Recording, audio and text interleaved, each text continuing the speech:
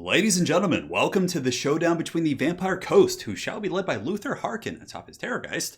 And today, guys, we face off against the Dark Elves and Hadries, who shall be led by Supreme Sorceress, I believe of Fire. So usually you see that because you can spam fireballs. It's pretty good against Colossus, good at sniping vampire characters and lords, as well as artillery pieces. So that's kind of the more common kit. Now, as far as my build goes, front line's going to be deckhand mobs, no surprise there. We do have a couple bombers as well, so zombie pirate gunnery mobs. Pretty good against like bleak swords, dread spears, even not bad against witch elves and sisters of slaughter. So just bring a couple of these bad boys, and oftentimes they get compromised. Your opponents are going to prioritize them usually, but if you can get those shots off, they can do some serious work. So we have two of those, and for our hero goon squad, we do have Luthor Harkin, who I think has kind of evolved as the best choice as far as the Vampire Coast Lords go. I mean, Noctilus is still really good on foot, but Luthor's one of those characters that can just make so many plays and just straight up win you the game if you play with him well. So we have Luthor Harkin here. He does, of course, have his blunderbuss and blunderbuss pistol. I don't even know, what is he wielding? It looks like it's just like a giant hand cannon pistol thing. But yeah, he can do some serious work. Vampire Caster here for a Drowned Dead and Invocation. We do also have a Colossus as well, which I like quite a bit. Gives you steady range damage. It's also a big terror-causing monster. So he's pretty good at keeping your back line, just kind of drop pot shots at high-value targets. And if your opponent does try and dive your cannons, you can send him back there to cause terror and fend those things off. So two Carronades as well. These things, of course, do pretty good damage against a number of targets here, but we can shoot at the Sorceress. We can use them to kind of poke at these Shades, which won't be terribly effective, but more importantly, it kind of forces your opponent in and gives you some steady pressure. Protecting these, we do have Zombie Pirate Deckhand Mobs with polearms and one group of the Depth Guard as well. So that's most of the army, with the exception, of course, of a couple Scurvy Dogs on the flanks, which you can't really go into this matchup, in my opinion, without Scurvy Dogs. They're just so good at pressuring Shades and Dart Shards and Bolt Throwers, and if you don't have them, like, your opponent can just advance on you and have full battlefield control. You want something that at least occupies their attention a little bit and takes away from the pressure in your main lines. So for Hadries, a couple Harpies, standard stuff. You almost always see like 3 or 4 Harpies because of deck droppers. If they don't deal with deck droppers, they can be very, very obnoxious, of course. So 4 Harpies to shut those down and also to pressure your gun line. It's going to be Bleak Swords and Dread Spears across the entire front line with 4 Shades. So pretty standard stuff for sure. And Hadries is a Dark Elf main, so if I'm not mistaken. So yeah, you're going to be seeing some good stuff here. Bleak Swords on the flanks. He does also have Dark Riders for pressure as well. And it's pretty strong, right? Like, you can win the front line with Bleak Swords, and then the Shades can destroy Depth Guard, Morngulls, Crabs, single entities. So I really need to get some good value here, or snipe his lord or character with some of my cannons. We'll see. It's going to be a tricky one. So the dogs are being forced back here. These Scurvy Doggos are running from the Harpies. They should be a little bit quicker, 82 speed against 95. So if I keep clicking very aggressively, I should be able to get away. In the meantime, the Supreme Sorceress comes in to try and cast some witchcraft, but she does get blasted right in the face by Luthor, as well as my cannon. So very, very good initial start, to say the least. Not going to complain about that. Use Power Siphon and Hornswoggle, seeing if I can get in there and get a little bit more value. In the meantime, the Harpies, in response to that fire, are going to be jumping in, going after the Carronade, and they're getting some hit damage for sure, but I have Depth Guard here, and Depth Guard should be able to peel those guys off. Harpies are actually infantry-sized, so I believe Depth Guard, I mean, it doesn't really matter for them, but they're lightly armored, so Depth Guard should be able to chop them down pretty quick. Now, in the back line, Scurvy Dogs are basically just running laps, so this Scurvy Doggo here is running for the hills, and my other Scurvy Dogs have hidden between my lines. So basically, I'm like, let's just kind of avoid the Harpies, and then go up and through his lines perhaps at some point. Over here, the Supreme Sorceress of Fire has taken quite a bit of damage. Luthor Harkin is going to be coming back here to peel, so we go in, we charge the Harpies, we terror out them, and unfortunately, though, the Crows of Cain are much tougher to break. These guys have regeneration, better combat stats, and the Depth Guard are trying to do their best, but it's taking a lot longer than I expected. So Luthor is going to be pulling over here to try and shut them down. In the meantime, though, Shades shooting in, I mean, doing massive damage against my bombers. You can see Hadries has a great firing concave, classic RTS stuff. And also, Fireball coming downtown looks like it's going to be going after the Colossus, who just straight up Neos that thing, just jukes it. Some Matrix stuff, to say the least. But seeing the Shade pressure come in, I basically pulled the Colossus back because I felt it. You know, the Shades, if they're able to get a little bit closer, could start shooting the Colossus, so I have to be really careful there and make sure to get in good position. Now, my cannons are still in line, which is great, so despite the Harpy pressure, I was able to stabilize, and the cannons are just putting steady incremental pressure here on the Lord. So every couple of minutes, you know, the Supreme Sorceress will take a cannonball despite the jukes, and, that can get you closer and closer to victory, at which point Luthor can really start pressuring things. I do summon some Zombie Pirate Gunnery Mobs to shoot back, and one group of Shades is really getting taken to town here by the Doggos, as well as the Gunnery Mobs, but unfortunately there's still 3 other Shades shooting, and these guys will come back with 40 models, and that's going to be a lot to deal with. Deckhand Mob still holding firm against Dark Riders and Harpies, and fighting with some dogs as well. So pretty nice little catch over here. Another summon coming down from my Vampire Fleet Captain. Going to be going forward to try and put some pressure on these guys. And the Carronades are still shooting, and Luthor Harkin and the Colossus are still in great shape as well. So there's a lot of things that are going quite well for me. The fact that I have Luthor and a Colossus to put pressure on the Shades is good, and I still have some frontline troops kind of buffering.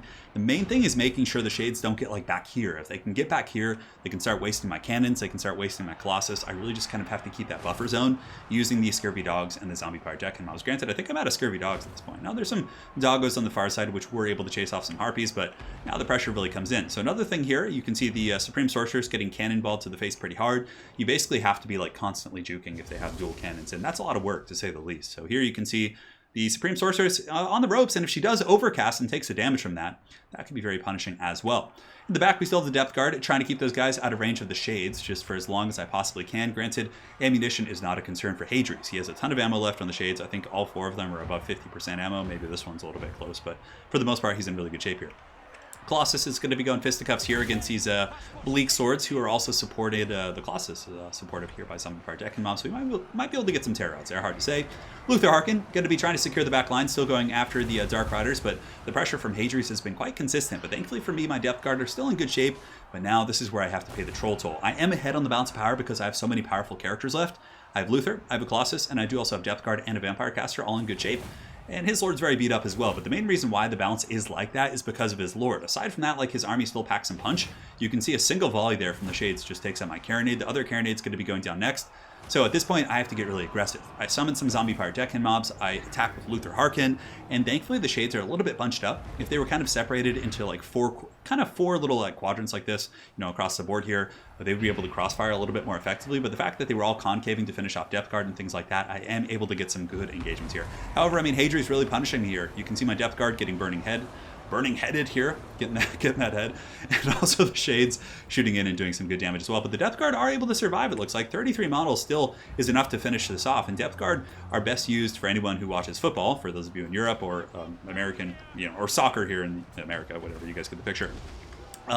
You should use your Depth Guard depending on the matchup. Sometimes they're good in the front line, but oftentimes they're a really good backline sweeper, just for kind of protecting and clearing out chaff and harass units, because they hit so hard and they regenerate. So they're really good at cleaning out things that squeak through your lines, like Bleak Swords and Goblins, whatever, depends on the situation you're in. So we are able to secure this backline here. Colossus is still shooting quite happily, which means that the Supreme Sorceress has to respect my authority here.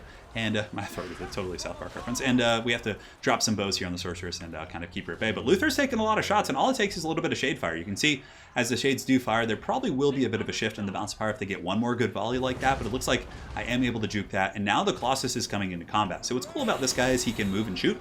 So I can come in, I can pressure. Fireball looks like it was going after Luthor, but he was not where the Fireball was going there, so he was able to juke that one out. And basically, I know at this point, if I can chase the Shades down, this is like the lifeline here for the Dark Elves. If I can keep these Shades from pressuring in, getting those good firing concaves, I should be in really, really good shape. So we have the Vampire Fleet Captain here, or Admiral, Captain, excuse me, and the Colossus shooting as well. And as the Colossus chases, it does shoot, which is great. And so does Luthor. So that's what makes Luthor so strong, is his pistol.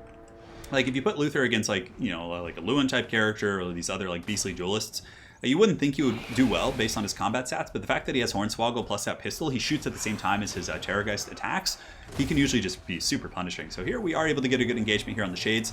We have a couple Chevrons as well, but we should be able to punish those guys. There are some Dark Elves around the map, mostly Bleak Swords and Dread Spears, but things that without leadership support will probably tear out almost instantly. Here you can see the Supreme Sorceress does dive in, trying to get a sniping attempt here on the Vampire Fleet Captain, but Luthor's on the hunt. And even if he tries to run, you know, he's on the hunt, he's after him. Yes, he's coming. And 90 speed, a little bit quicker to boot, but also the pistol will shoot. So we'll watch here for a second. There's a pistol shot right there. That's about 100 damage, give or take. It looks like 150. I couldn't really tell, but nonetheless, we should be able to chase that character and do some work. But some nice crossfire coming in. Shades, you know, getting some value to say the least. Invocation of the Heck coming up once again. And it looks like the Supreme Sorceress is going to kind of give me the good old rope and jope here, as they say in boxing, and it's going to be trying to juke and you know, bounce off the ropes here. But you know, Luthor's on the hunt and Hornswoggle's on. The pistol's shooting. I mean, it's not going to be an opportunity that's going to be great for the Supreme Sorceress. That's going to be all she wrote. So we were able to put some pretty good pressure, but a lot of that game did come down to sniping the Lord with the cannons. But yeah, fending off the harass, you know, keeping a buffer against the Shades. The Scurvy Doggos did okay, but Hadries did a good job fending them off with his Dark Riders and Harpies. But yeah, Luthor really carried with the Colossus and the cannons. Cannons didn't get a lot of kills, but literally the entire game I had the cannons shooting the Lord, which did pay off. Granted, had I missed more of those shots, it could have been a different circumstance. But yeah, it was a really good game. I think that build is pretty good against Dark Elves. The Bombers, of course, kind of get crumped a little bit. They're the one unit here I'm a little bit on the fence about. Like, maybe bring one more and then get like a bunch of Scurvy Dogs or another Scurvy Dog. Just having more pressure is always good. And yeah, it really kind of, you know, stresses your opponent's micro for sure. But yeah, hopefully you guys enjoyed this Vampire Coast vs. Dark Elf game. And well played to Hadries. Certainly have a lot of fun games coming up with him. We played a couple series the other day. And yeah, that's it for now. Thanks again for watching, guys, and take care.